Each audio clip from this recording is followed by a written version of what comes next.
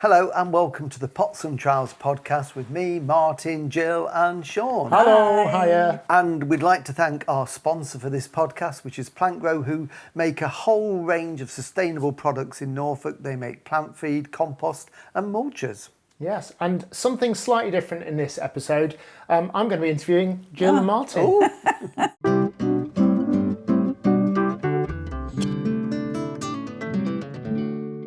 Well, look, right, we've been working together quite a long time. We'll come to that shortly, I'm sure. But let's start by just, a bit of background on you. So we're going to start with Martin because he's nearer to me, literally, and I thought, age before beauty. Martin, tell us, where'd you come from? Where were you born? How did you get into horticulture? I know it's grandma related, but let's get into it. It always is, isn't it? It has to have a grandma somewhere in the story. I was born in Nottinghamshire, so I'm sort of Nottinghamshire born and bred. In a small village it was, and grew up with grandparents living close by. It was a coal mining area of Nottinghamshire then. It was when Nottinghamshire had 25 coal mines, and lots of my friends, when it came to leaving school, were going to go and get a career down the local mine. And we all were taken as school children, as 15-year-olds, down the village pit, down onto the coal face to watch them digging coal. And bearing in mind, my uncles worked at the pit. My dad had been a miner, my granddad. And going back, I'm the first fish not to be a miner going directly back on my dad's side since 1792. Okay. Anyway, went down the pit, did the visit, and it was really exciting going down, in the tunnels and seeing all the machinery. But I'd already decided by that point that I wanted to be a gardener. And it was gardening with both grandmas, really, but mainly my grandma Smith, I think. They had a big garden, a little cottage garden, and I just loved being out in the countryside and the garden and growing plants. So I left school, became an apprentice gardener on a local parks department. We interviewed Norman, my very first boss, a few weeks ago on the podcast. And then I've sort of been a head gardener. And then we had a nursery, bought some land and started a nursery, which was my dream. I always wanted to do that. I trained at college in nursery practices. And loved being on the nursery, and it was during that time that I met the lovely Mrs. Fish. And just before we get into Jill, then you just mentioned then about it being your dream to have a nursery. We had Ross on last week that has the same dream, doesn't he? Absolutely, yes. It was funny, when I listened to that interview, I thought that does actually sound a bit like Martin. And you can then encourage him that you can get there because you've done it yourself. It was. I mean, we'd got a little. We started off with a garden maintenance business, and I was looking for land and looked at lots of bits, but eventually bought 6 acres of land in Nottinghamshire down by the River Trent. And that is where we started the nursery and built the home and raised the children, really. Tough business, is it? It was hard work. It was, because you don't make a lot of money out of growing plants unless you're on a huge scale. So it's very seasonal, but I just loved it. I mean, I always supplemented it. I used to lecture at the local college. I taught horticulture.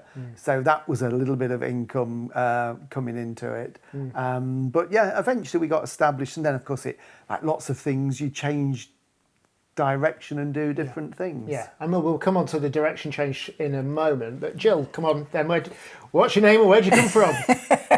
Well, I'm Nottinghamshire born and bred as well. So lived in a small town in Nottinghamshire. I can't say that I was hugely interested in gardening. My dad was a very keen rose grower, and we had some veg growing in the garden. But I do remember my first sort of foray into gardening was I was left some money by an elderly aunt when she died, left me a bit of money in her will. And I always remember my sister bought some artwork. She was always thinking ahead, was my sister. So bought some artwork as a bit of an investment. I bought a shed. Yes. It was made to be. We were destined to meet, exactly. weren't we? Yeah. I bought a shed, but it was one of these sheds that had a bit of a greenhouse feel to it because it had very long, large windows on one side. So my dad was very good, really. Thinking back as an adult, you just think suddenly your child says, "I want a shed." How old would you be? I was probably only about 8 or 9. Right. So he was very encouraging, put the shed up for me in the back garden, put me some shelves in, put a big sort of almost a potting bench style shelf against those windows at the front, and I grew some seedlings and bits and bobs that I then planted out in the garden. So when I think back to it, I did actually get sort of that first taste of gardening then. But then, carried on through school, sort of fairly normal childhood, and went to teach training college here in Lincoln, and then got my first job. So worked in Derbyshire in a school, and then went up to Yorkshire. Is that secondary or primary school? No, primary. So I specialised in the younger children. So early years. Yeah, early years, 4 through till 7 was my, and I loved it, absolutely loved it. It was great, just being there with the children and just watching them grow, because that early stage of development is so important with children. So did that, and then met Martin. So at this point, you two are, fast forwarding a little bit, you're in the nursery. This is where I'm going to step in and kind of bring my influence into this, because hopefully we'll learn about how you started in broadcasting, but also I want to hear about the cooking and that side of things. But this is where I kind of met you, probably 21 years ago, maybe that sort of time. So you've perhaps been there a few years by that point, but that's... I got a job at BBC Nottingham working as a director, and Martin was doing TV features for various, for ITV, for BBC and things like that. So just rewinding a little bit then, cooking, how does that come? Was that enthusiastic amateur or trained? Again, that was passed on from my mum. Mum was a really good cook, very keen cook, and I used to help her. She used to have dinner parties, and I would help. I always remember one of the first things I ever did, and this is going back to the 70s, so it was, particularly things that were in fashion then. You used to get frozen orange skin, so the whole orange filled with a sorbet. So you'd have that as a sort of cleanser, palate cleanser. And very 70s, very 70s, absolutely. And I got the job of scraping out all the orange inside, because you had to get rid of it on, and you use that to then make the sorbet. So that was one of the first things. And Mum used to make everything from scratch. So she used to make her own pizzas. And again, back in the 70s, this would be quite unusual, but she would experiment with all sorts of foods. And she used to love making jams and chutneys and marmalades. And so that's where I got that love of cookery. And because Dad used to grow fruit and veg, so she would always be making jams and chutneys with that fruit and veg. So that developed. And then we had 3 children between us and a big veg plot. So Martin would come in and sort of say, oh, there's a load of courgettes. I've tried this year. Yeah. What can you do with this? So suddenly I was having to really develop my repertoire of recipes and sort of think, oh, what can I do? So I started experimenting with things and getting recipes from all sorts of sort of different, cookbooks, research, magazines, and just getting a real bank of recipes that we loved as a family. Yeah, but you got your break as well, because Jill was teaching, left teaching to come and work on the nursery, help me and sort of be the business side. Jill is a very, very good organiser. I'm not a good organiser. No, you're not. That's publicly out there now. But I was writing for a magazine called Garden News, who I still write for, and the editor came up one day to see us, to have a chat about features. Because we used to write a lot about the features in the garden. And Jill made lunch, and the dessert was a toffee apple pie. And he loved this toffee apple pie so much, he actually said, where did you get it from? And Joe said, well, I've made it. He says, really? Would you like a job? And he offered her the job as garden writer there and then. And for 5 years... garden writer? You mean cookery? Cookery writer, cookery writer, yeah. And the idea was I would grow it in the veg plot, and Jill would do a recipe every week with something fresh from the plot. And you did that for 5 years, 52 weeks weekly. a year. So it's quite hard, and they always had to be seasonal. So it's a conveyor belt, isn't it? Yeah. There's always got to be something happening. Yeah, and sometimes they would send a photographer up in the early days, and we'd have to do maybe 4 or 5 because the photographer was there for the day. Yes. So we'd have to do 4 or 5 recipes. So the preparation for that was, because it was a step by step as well. It wasn't just a finished shot. Right. So it was, So was that photographer there as you made them, or did you have to make some in various states? It depended on the recipe. Sometimes I could prep a little bit ahead, but most of them he wanted steps from the beginning through to the end of the dish. Yeah. So you always had to bear that in mind a bit with the recipes that you picked. It couldn't be a slow cook. Yeah, of course. braised yeah. red cabbage Yeah. dish, like we Go talked and about book last yourself week. into the hotel for a while. Yeah, Yeah. exactly. Yeah. Yeah. So jumping around a bit, because I'm not a professional interviewer, how did you two actually meet? Can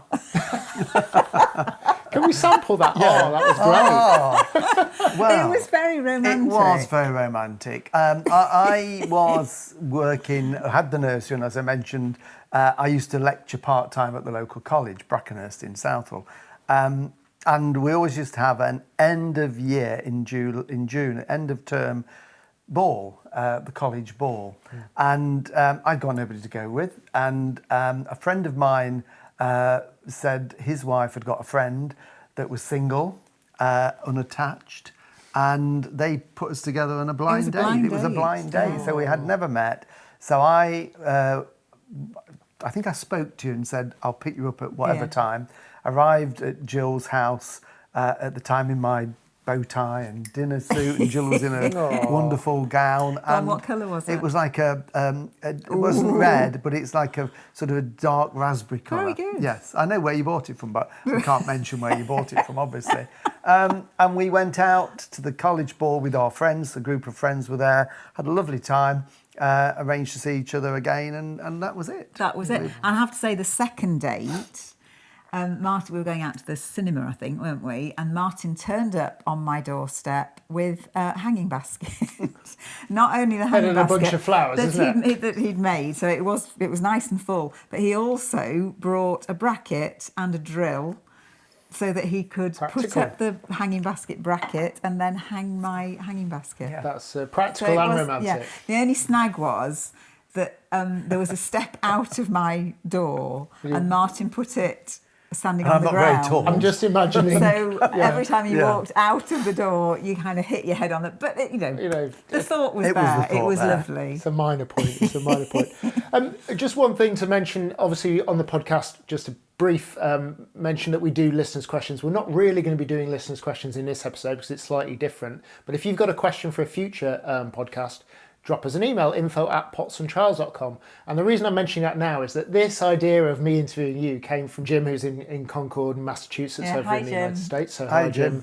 But one of the questions, or kind of the ways that he phrased that we should do this, is that he kind of appreciates, and his wife, appreciate the fact that it's a lack of showmanship. We're not doing that kind of, I don't know, maybe there's an over-the-top style to kind of presenting sometimes. We just sort of have a chat and a laugh. Yeah, we do. It's just a bit of fun. And I think it's kind of hopefully, and it comes across that we're just bottling how it is in normal life when we meet, isn't it? Yeah. I mean, what we do, and this is where I'll perhaps say where I met you guys, we used to make a weekly gardening feature on the regional BBC TV That's right, show. yeah.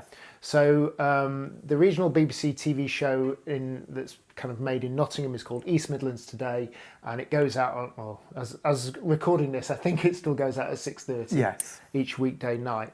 And they'd often want something towards the weekend that was a bit more light-hearted than perhaps the news stories. And so as a director, they would give us the fun job of going out and recording some of these features. And I'm pretty sure budgets are so tight now that this doesn't ever happen. I'm sure it doesn't. No, we had the glory days. But the glory days, we were... so as a director, I would be appointed a crew, hopefully. Sometimes they showed up, sometimes they were sent off to a news story. But a crew would be a camera operator. And then we'd meet up with Martin and John, who was your colleague for many years.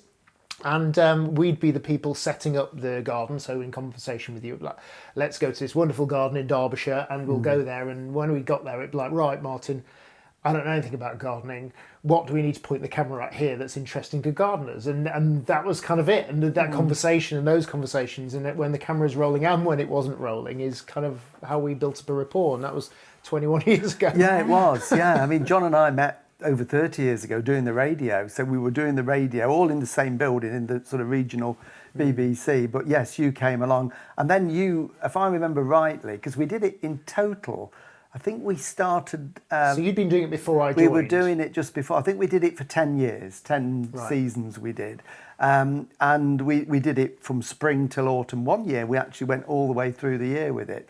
But then I seem to remember you sort of took over, although you didn't come out every week, you took over the role of organising the gardening. That was your responsibility. There was a thing where the boss at the time said they wanted someone to kind of make sure the whole thing was cohesive, because at that point it had been a different director every week, which kind of was okay, but I think they just thought, hang on, if somebody kind of oversees it, they can have a bit of I'm not going to say a progression or a narrative arc, because it's not, a soap you get a opera. bit of continuity. But it just, gave it that continuity. And so we came up with a bit of a style and did that season or that year in that way. And I really enjoyed that. And I kind of thought, I want to be doing this rather than what I do the rest of the time. We did have so much fun. I mean, because we hadn't got all the restrictions and we were just out there. And as you say, we got there, made it. As long as we got the gardening content in, it was a bit light-hearted. And they were brilliant 10 years. I loved that. It work. was the classic. And John did as well. I was going to say it was the classic thing of, this beats working for a living. Yeah, exactly.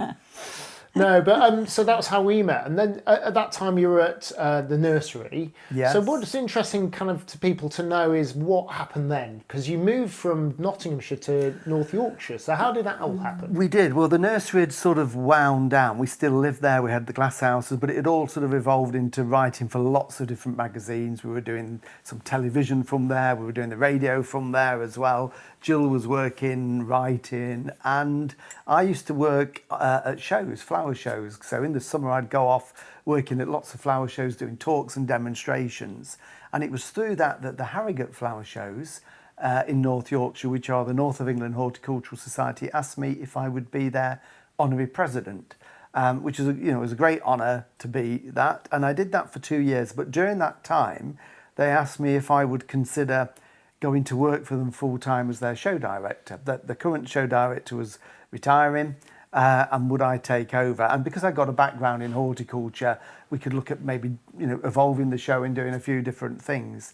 So I took over the show, lovely, lovely show, and then was the show director for another 5 years. So we did 2 shows a year, a spring show and an autumn show. And at the time, we got the then Prince of Wales to be our patron. We introduced show gardens. It was a lovely time. And Jill came and worked in the show office as well. We were just a very small team.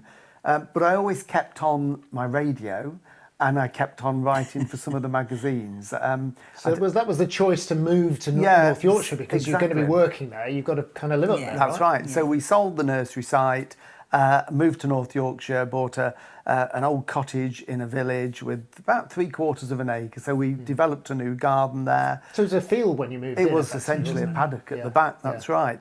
And did 5 more years at the show. But then I loved the flower shows, but I felt I was too office bound. I was in an office every day, 5 days a week, 48 weeks a year sort of thing. That's not how you tick, is it? No, and it was great, and I just thought I need to get back out and get my hands in the soil. So I left, still involved. I go up there and judge and do talks still for the flower show.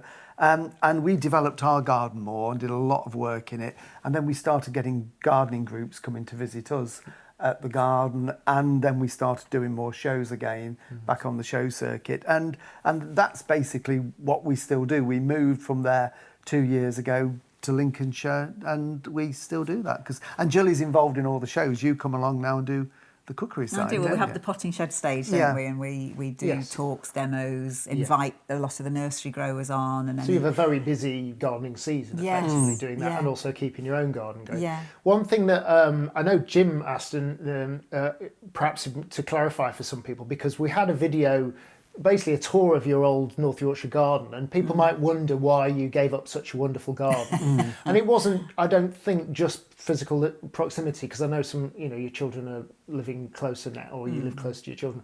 It was a bit of the layout, as far as I know. Perhaps you could explain that a little bit, the layout of where the garden was related. Yeah, the garden was, it was a very traditional plot, as there were. It was a cottage at the front. It would have been a little small holding. It was once part of the Studley Royal estate, sold off years and years ago. But it would have had an acre, but a bit had been sold off. So it was a long, narrow plot. So you got the cottage at the front with a very small front garden, and then you drove up the plot to where what would have been the old stables and outbuildings, which is where we parked, and then the garden beyond. So we couldn't actually see the garden, could we? No, from that the was the house? downside. We just wanted to be able to open the bedroom curtains and look out at a tree at least, whereas we had the sort of front road was in front of the house. So you just looked at that and then houses opposite, and you couldn't see the garden from the back of the house at all. So that's what sold this house to us really more than anything, I think. There's a connection between the house and the garden. It's important, it's surrounded. So whichever window we look out now, we can see the garden. And as you mentioned, our children are local. 2 of our children are local, and we've got 2 grandchildren 15 minutes away instead of 2 hours away. So we see so much more of them. So that's lovely. So that's a good reason to move to get all those benefits. One thing. Also, we should probably sort of give a bit of an origin story for the podcast and the videos that we make, because I can sort of start this, but we obviously worked together at BBC. I left there, I don't know, 12, 13 years ago, something like that. By which point, I think gardening there was still the odd bit here, but it was petering out. And then we went our separate ways. I went to become a freelancer in making videos. And I got the call about 10 or 11 years ago from Cobra Garden, our wonderful sponsors over on the Pots Trowels videos, asking if I could come and do some videos of their brand new lawnmower range. And that I'd be working with this presenter they'd found. Who was Guess that? who? Called Martin. And anyway, sure enough, we met on the shoot, didn't we? Yeah. It was in Uttoxeter, in Staffordshire. Yeah. And it was like back to old ways, really, in a way. We had a bit more kind of drive to get these videos done. Obviously, we knew we could work together. It was very slick. And they've booked us, I think, every year since for the last 10, 11 years. Exactly, yeah. And 5 or 6 years ago, on one of these shoots all about lawnmowers, we just sort of said to the managing director, Peter, we could just do general gardening videos as well and promote the Cobra range, and that's where we are, isn't it, really? We started. Absolutely. We started in, was it 2019? It was before COVID. Before wasn't COVID, it? it was in the summer. And we've done them every week. We don't stop in the winter. We carry on. In fact, through COVID, in 2020, we were doing 2 a week through the summer. And that's when you used to come and film. Jill, you couldn't then. Jill took over doing the camera side of it, and you'd Well, in a sort of connection to what Jill was saying about the photographer coming up to do the shoots with the cookery. When we started this, I would come up to North Yorkshire, spend a day filming 4, 5, maybe even 6 videos, and then take the material away and edit it and put them out across that, and then come back a month later and do the same. Well, it worked okay, but we had issues with seasonality. You did, because it was fine on the first couple, but by week 6, there were still plants that hadn't got leaves on that had clearly come into leaf in the garden. Or we were filming in August, and for something that was due to go out when the leaves were on the ground. That's right. And we were having to film it pointing down so you couldn't see leaves on trees. And it was very sunny, just because the days that we picked would be nice warm filming days. So no, it actually took on a new life when Jill took over with the filming on those. So that's the videos.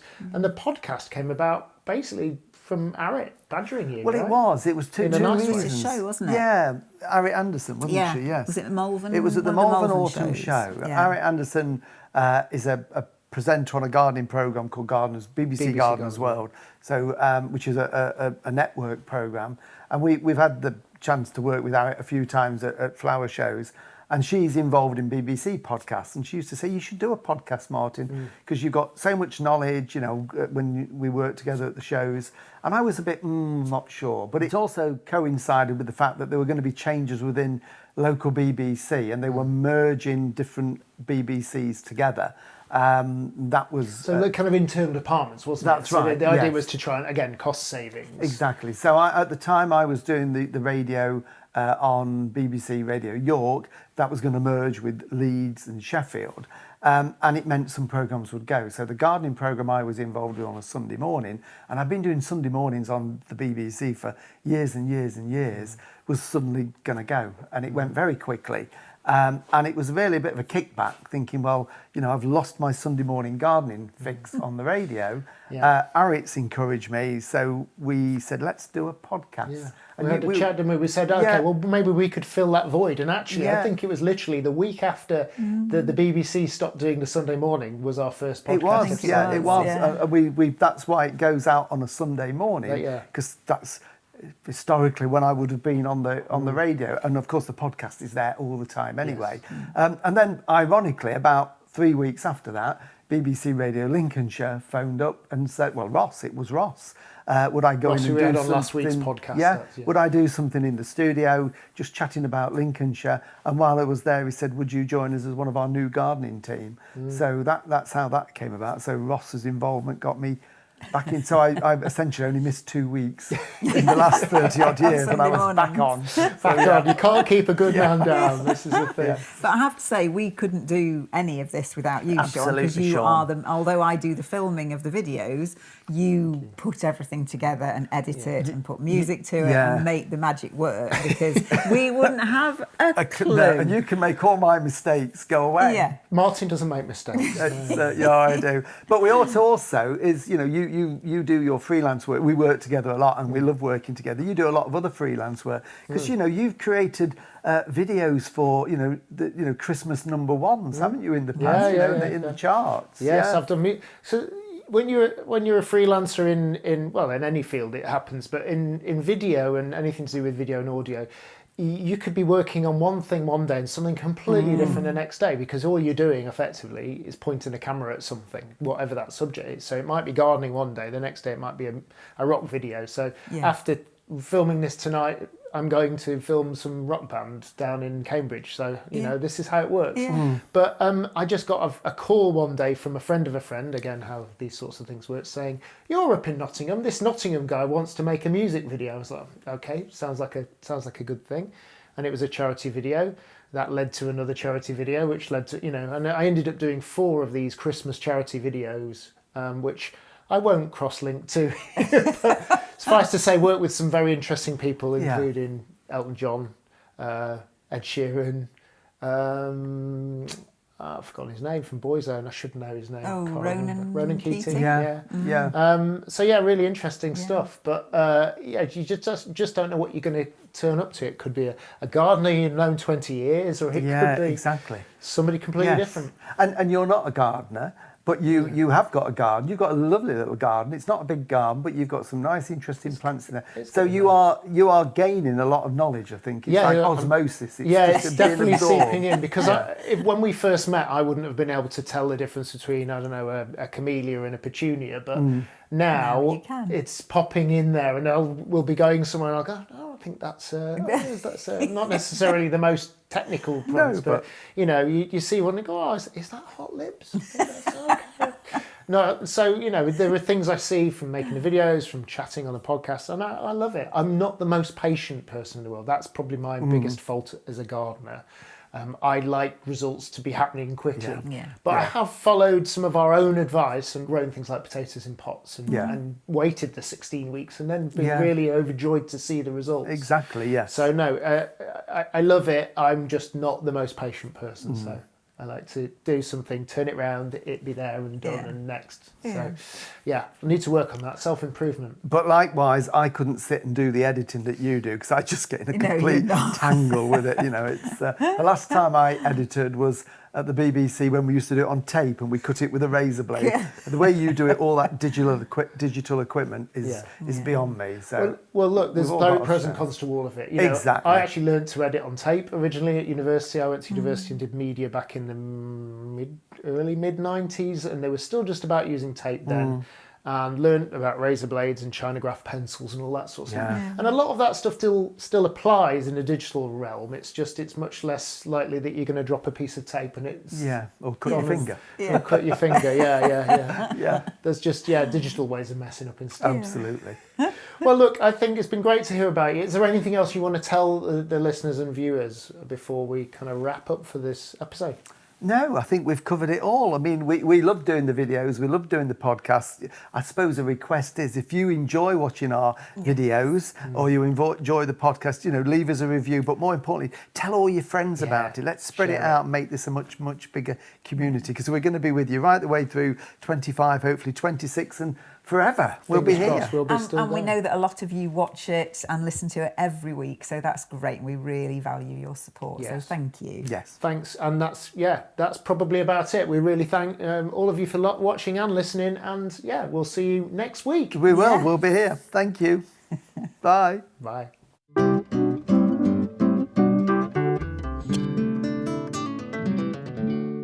Watch the videos on YouTube or Facebook, follow us on Instagram, Twitter or X, and subscribe to the podcast and never miss a thing. For more information, go to potsandtrowels.com.